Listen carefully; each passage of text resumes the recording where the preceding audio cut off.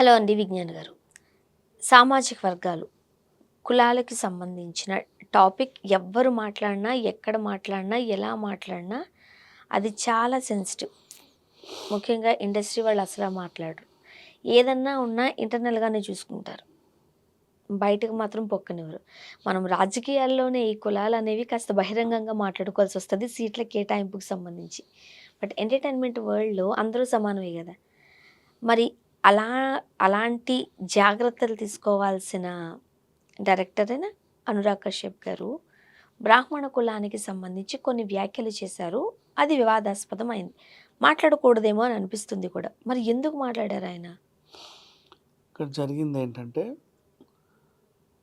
సంఘ సంస్కర్త జ్యోతిరావు పూలే. హ్మ్. మనం ఎన్నో పాఠ్య పుస్తకాల్లో ఆయన చరిత్ర గురించి చదువుకున్నాం.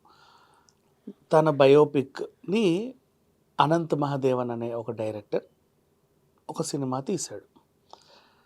ఆయన జీవితంలో జరిగిన సంఘటనల ఆధారంగా పుట్టిన కథతో ఆయన ఉన్నది ఉన్నట్లుగా చూపిద్దాం అనేసి ఏదో ప్రయత్నం అయితే చేశాడు. ఈ అద్భుతమైన సినిమా సెన్సార్ బోర్డుకెళ్ళింది. CFBC, central hmm. Board of film certification. సెన్సార్‌లో ఉండేది 4 సభ్యులు మాత్రమే. హ్మ్. వాళ్ళు మాత్రమే ఈ సినిమాని చూసి ఏవన్నా కత్తిరింపులుంటాయి, కత్తిరింపులు, ఏవైనా బ్లర్‌లు, బీపులు ఉంటే అవి వేసుకుంటారు. వేయమని సలహా ఇస్తారు. అవును. అలా అయిపోయింది. అంతవరకు బానే ఉంది.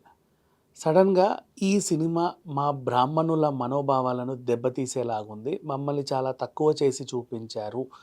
మాకు ఈ సినిమా పైన అభ్యంతరాలున్నాయి. రిలీజ్ వాయిదా వేయండి అని కోర్టుకెక్కాయి బ్రాహ్మణ సంఘాలు. ఓకే. ఈ సినిమా ఏప్రిల్ 11న విడుదలవ్వాల్సిన సినిమాని ఈ కేసుని ఏప్రిల్ 25కి వాయిదా పడింది. హ్మ్. ఈ వివాదంలో పాపం ఆ సినిమా వాళ్ళేమో సతమతం అవుతున్నారు.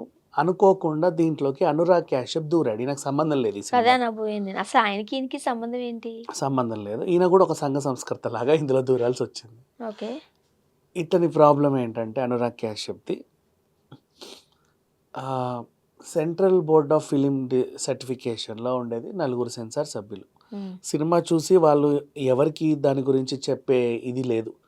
ఫోన్‌లు చేసి చెప్పడాలో, లేతే అందులో సీన్స్ ఎవరికైనా చూపించడాలో ఇట్లాంటివి చెయ్యొద్దు. వాళ్ళు సినిమా చూసి వాళ్ళ అభిప్రాయాన్ని నిక్కచ్చిగా చెప్పాలి. హ్మ్. ఇక్కడ మీరదేదో వాడారండి. ఇది కొంచెం తప్పుగా ఉంది, తీసేయండి. ఇక్కడ మీరొక పదం వాడారు. ఇది కొంచెం అభ్యంతరంగా ఉంది, తీసేయండి. ఇక్కడ ఇదేదో ఉంది, అక్కడ అదేదో ఉంది. ఇలాంటివి చెప్తారు. బేసిక్‌గా వీళ్ళు చూసేవేంటంటే యానిమల్ హార్మ్. ఇప్పుడు మీ హ్మ్. పెద్ద పెద్ద యుద్ధ సన్నివేశాలుంటాయి. నువ్వు పైనున్నోడి తల నరకాలే కానీ, గుర్రాన్ని పొడవొద్దు. హ్మ్. అర్థం నిజమే కదా! నువ్వు గుర్రాన్ని పొడిస్తే అభ్యంతరకరం అది. అవును. నువ్వు ఏనుగు పైన కూర్చున్నోడు నీ టార్గెట్ కానీ, నువ్వు ఏనుగుని విల్లుతో పొడవొద్దు. అవును. అవి అభ్యంతరకరాలు. నెక్స్ట్ అయినా కింద మనకు రాసేస్తారు కూడాని. ఇది సీజీలో చేయబడింది అని. సాధారణంగా. నెక్స్ట్ అదేంటిది, ఒకప్పుడు సినిమాలో బాగా ఫ్రస్ట్రేట్ అయినోడు ఏం చేస్తాడంటే అరటి తోటకెళ్ళి చెట్లను నరికేస్తా ఉంటాడు. అవును. అవును. అర్థమైందా? ఉంది కదా! మనకు అలాంటి 2, 3 సీన్‌లు. అలాంటి వేషాలెయ్యొద్దు. చెట్లని హార్మ్ చేయకూడదు. జంతువుల హార్మ్ చేయకూడదు. ప్రకృతిని హార్మ్ చేయొద్దు. పిల్లలకి ఆహ్, కొంచెం చెడిపోతారు అనే టైపు ఉండకూడదు. అవును. ఎక్కువ ఇలాంటిలాంటివి రక్తాన్ని కొన్ని కూడా ఉంటాయి. చూపించకూడదు ఇంతకు అసలది ముందు. అవును. ఆఫ్‌కోర్స్. నువ్వెవరినైనా హత్య చేస్తే, ఆ హత్యలు గట్రా గూడా ఆ! నువ్వు పొడిచే బ్లర్రే. తీరుని అన్నీ చూపించకూడదు. ఇలా అంటే వీళ్ళు ఎక్స్‌ప్రెషన్స్ అనేవారు తప్ప, ఇప్పుడు ఎక్కడ బ్లడ్ బుల్లెట్ ఇలా చూపిస్తున్నారు? తాకి రౌండ్ పడి ఇటు నుంచి ఇటెళ్ళేది, ఆ బ్లడ్ ఇలా పడేది గూడా కనపడుతుంది మనకు. ఆ! కానీ అదేంటి now the people are accepting. But ఇంతకుముందు అది కూడా చేయకూడదు. అవును. ఒక్కసారి సెన్సార్ అయింది సినిమా అంటే దాని మీద ఎవరు గూడా కోర్టుకెక్కడానికి వీల్లేదు. హ్మ్. ఎందుకు అంటే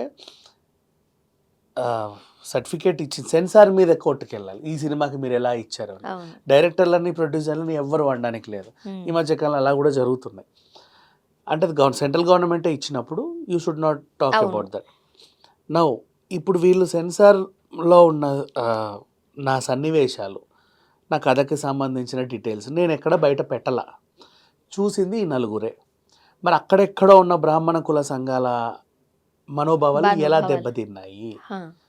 సెన్సార్ బోర్డ్‌లో ఉన్న నలుగురు ఎందుకు ఈ సినిమాని లీక్ చేశారు అని అనురాగ్ కశ్యప్ క్వెషన్ చేస్తున్నాడు. హ్మ్. బేసిక్గా అయితే అలా చేయకూడదు. మనకి సెన్సార్ రివ్యూ అని వస్తుంది. సెన్సార్ వాళ్ళు రివ్యూలు ఇవ్వడానికి లేదు. నువ్వు సెన్సార్ బోర్డు నుంచి బయటకు వచ్చినప్పుడు అనుకుంటూ రావద్దు, ఏడుపు మొహం వేసుకొని రావద్దు, సీరియస్గా కూడా రావద్దు. నువ్వు ఎలా వెళ్ళావు అలా రావాలి అంతే. నువ్వు నవ్వుకుంటూ వచ్చావు కదా ఈ సినిమాలో జోకులు భలే ఉన్నాయి అనుకుంటారు. నువ్వు ఏడ్చుకుంటూ వచ్చావు కదా ఈ సినిమాలో సెంటిమెంట్ అదిరిపోయింది అంటారు. అవును, కరెక్టే. నీ మొహంలో తెలియొద్దు మూవీ ఎలా ఉందనేది. సో వాళ్ళు అలా ఉంటారు. మనకి ఉన్నారు సెన్సార్ సభ్యులు. అండ్ ఇంకొకటి, అసలు యాక్చువల్గా కథ ఏంటి, అదో ఇదో ఏదో ఒకటి మనకి తెలిసిపోతూనే ఉంటుంది ఎప్పుడు నువ్వు గ్లిమ్సో టీజరో ట్రైలరో రిలీజ్ చేసినప్పుడు. బట్ దాంట్లో పెద్దగా ఏమీ లేదు. కానీ సినిమా లోపల ఉన్న కీలకమైన అంశాలు బయటికి ఎలా వెళ్ళాయి, మేము సెన్సార్కే పంపామనేది వీళ్ళ గొడవ.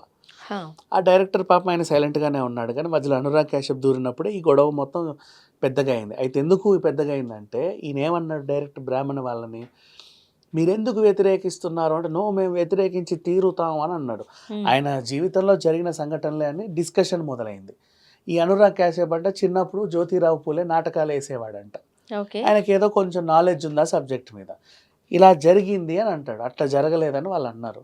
మీరైతే పని చేయండి, భారతదేశం వదిలేసి బ్రాహ్మణులు అందరూ వెళ్ళిపోండి, మిమ్మల్ని అది చేస్తాను కొంచెం అనకూడని 4-5 మాటలు నేను నానోడితో కూడా అనలేకపోతున్నాను అనేసాడు. గొడవ అయింది కరెక్టే. ఆ గొడవ కాసం మీరు నువ్వు అరే అరే అరే మీ కులం కంటే ఆ కులమే గొప్పదిరా అన్నట్టు కొట్లాడుకుంటారు చూడు, అలా 4 మాటలు తొర్లిపోయినాయి నోట్లో నుంచి.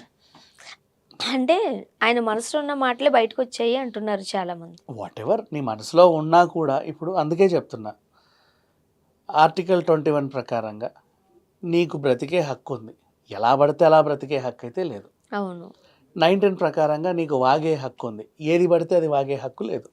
కులం, మతం, ప్రాంతం, ఈ 3 సెన్సిటివ్ ఇష్యూస్. వాటిని బట్టి మనం దూషిస్తే చట్టాలు చాలా కఠినంగా దూషణనే ఉంటాయి. కాదు, నీకు ఏమీ మాట్లాడడానికి లేదు. కులం గురించి నువ్వు వ్యాఖ్యలు చేయడానికి మాట్లాడొద్దు. లేదు. అవును. నీ మతం కాని మతం గురించి నీకు వాగే హక్కు లేదు. నీ ప్రాంతం కాని ప్రాంతం గురించి కూడా ఆ ఊరోళ్ళు రా అంటారు చూడు, అవును, అస్సలు అనకూడదు. నో వే, అవును. ఛాన్సే లేదు, అలా మాట్లాడొద్దు. కానీ కొన్ని మాటలు సాధారణంగా మనం అనేస్తూ ఉంటాం, బట్ అలా అనకూడదు. అస్సలు అనకూడదు. సో కులం, మతం, ప్రాంతం చాలా సెన్సిటివ్. నువ్వు ఏదైతే టచ్ చేయకూడదో అదే టచ్ చేసావు. పైగా సరే చేస్తే చేసావు, నొప్పి నీది కూడా కాదు ఎవడిదో. మధ్యలో నువ్వు దూరి దాన్ని ఏదో రచ్చ చేసావు.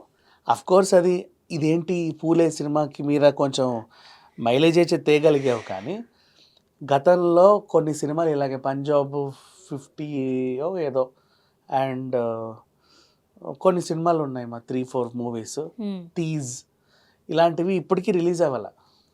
నిజమే కదా, ఈ రోజు వరకు రిలీజ్ అవ్వాల. అలా ఆగిపోయాయి సినిమాలు. అందులోకి ఈ సినిమాని కూడా చేరుస్తారా మేము అంటే, జరిగినట్టు చెప్పే హక్కులు కూడా మాకు లేవా, బయట జరిగేవి సినిమాల్లో చూపించే హక్కు మాకు లేదా అని అనురాగ్ కశ్యప్ గొడవ చేస్తాడు. నువ్వు గొడవ పడు, అంతవరకు బాగానే ఉంది, నీ గొడవలు అర్థం ఉంది. నువ్వు బ్రాహ్మణ సంఘాలని కించపరిచేలా మాట్లాడడం తప్పు. నీ పోరాటం కరెక్టే, ఎవరో ఒకరు సపోర్ట్ చేస్తారంటే ఏదో ఒకటి, మాకు స్వేచ్ఛ లేదా అని వస్తున్నావు, కరెక్టే, నీకు స్వేచ్ఛ ఉంది. ఆ సినిమాలో ఏదో ఉందని వీళ్ళు అంటున్నారు, నువ్వు అట్లెట్లుంటుంది అని చెప్పి వాళ్ళ మీద విరుచుకు పడకూడదు. నువ్వు అడిగిన క్వశ్చన్ మళ్ళీ బాగుంది. మరి సెన్సార్ టీంకి వాళ్ళకి తెలిసింది, వీళ్ళకి ఎక్కడో ఉన్న బ్రాహ్మణులకు ఎలా అందింది, వీళ్ళ మనోభావాలు దెబ్బతినేలాగా అసలు ఏం జరిగింది, వాళ్ళకి ఎలా తెలిసింది. దిస్ ఇస్ లేదా బ్రాహ్మణ సంఘాల పెద్దలను పిలిచి ఒక షో వాళ్ళకి వేయండి. ఒక షో వాళ్ళకి వేసి మాకు ఇవన్నీ అభ్యంతరకరంగా ఉన్నాయి అంటే నువ్వు ఎక్స్ప్లెనేషన్ ఇచ్చుకో, ఇది ఇలా ఉంటే ఇలా చేయాలి. యాక్చువల్ అలా చేస్తూ ఉంటారు కదా, చేస్తానే ఉంటారు. చూద్దాం, ఎందుకంటే అలా మాట్లాడకూడదు. దట్టు ఆ స్టేజ్ లో ఉన్న వ్యక్తి మాట్లాడాల్సిన మాటలు కావు అవి, నీకు సంబంధం లేని ఇష్యూ. అదే చూద్దాం.